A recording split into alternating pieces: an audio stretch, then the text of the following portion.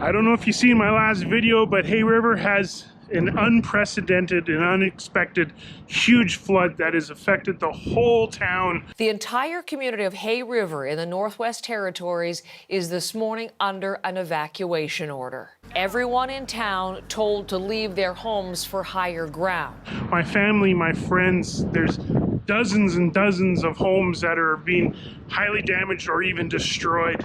Today, we're gonna go take the Twin Otter and see what's left of the Hay River Runway, because the airlift is going to be starting very soon. We're going to have to get people, building materials, workers, everything you can imagine in the Hay River.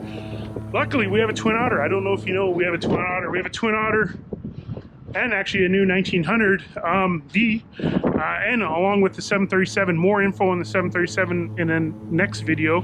But right now we got to focus on Hay River and the rebuild. We're gonna be jumping in the Twin Otter today. Twin Otter is an amazing airplane. If you know, it can go anywhere.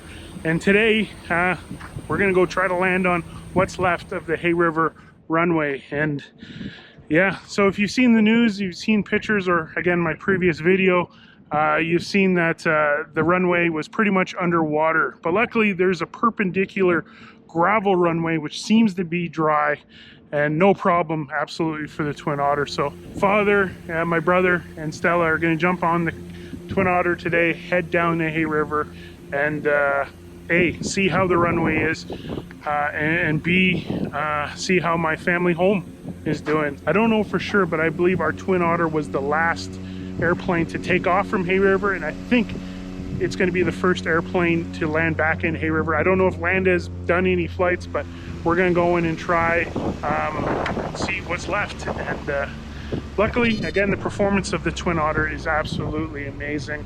The only thing more amazing than the performance of the Twin Otter is the people of Hay River and how their demeanor is tried to be as positive as possible. It makes me super proud to be from Hay River. So Jake, what's left of the runway?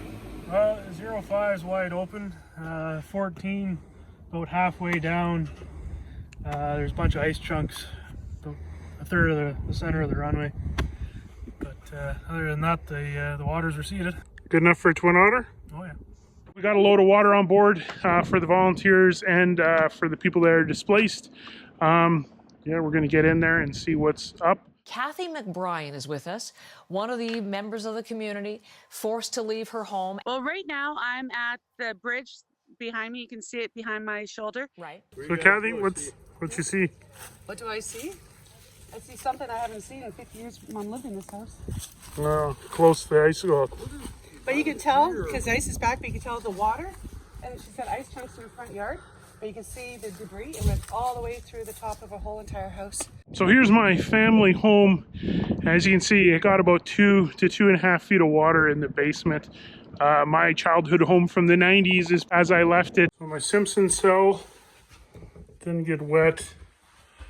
Messier seems to be okay. Basically the same since the 90s.